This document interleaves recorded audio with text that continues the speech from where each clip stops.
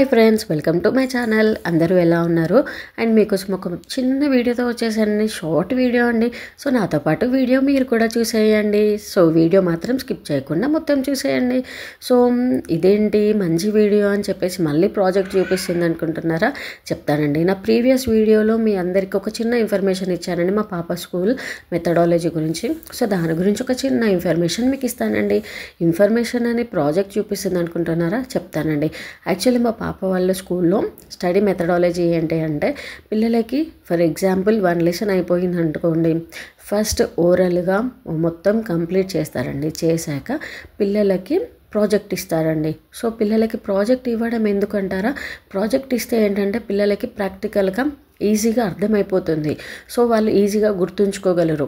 So ఇలా project ఇస్తే వాళ్ళకి ఎక్కడ ఏది ఉంటుంది, ఎక్కడ ఏది యూజ్ అవుతుంది అని చెప్పేసి ఈజీగా అర్థమైపోతుంది. సో దాని గురించి ప్రాజెక్ట్ అయితే మా పాపతో అయితే మ్యాక్సిమం మా పాపతో అయితే ప్రాజెక్ట్ అయితే కొంచెం చేపించానండి. సో తనకు వీలైనంత వరకు తనతోనే చేపించానండి. ఎందుకంటే తనకు కూడా ప్రాజెక్ట్ అనేది అర్థమవుతుంది, ఇలా చెయ్యాలి అని అర్థమవుతుంది. సో మా పాపకి ఇచ్చిన సైన్స్ ప్రాజెక్ట్ అండి ఇది. సో అదేంటి అంటారా? యానిమల్స్ అండ్ దేర్ ఫుడ్స్ అండి.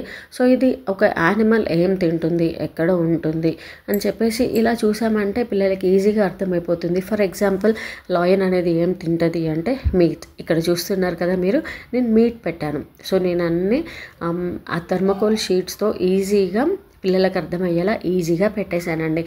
సో ఇలా ప్రాజెక్ట్తో యూజ్ ఏంటి అంటారా? అవునండి, ప్రాజెక్ట్తో యూజ్ ఏముందండి. సో ఇది ఇలా ప్రాజెక్టుతో సెమినార్ కండక్ట్ చేస్తారు, ఇలా పిల్లలకి స్టేజ్ ఫియర్ పోతుంది. అండ్ నా ఇన్ఫర్మేషన్, నా ప్రాజెక్ట్ ఎలా ఉందో కామెంట్ చేయండి.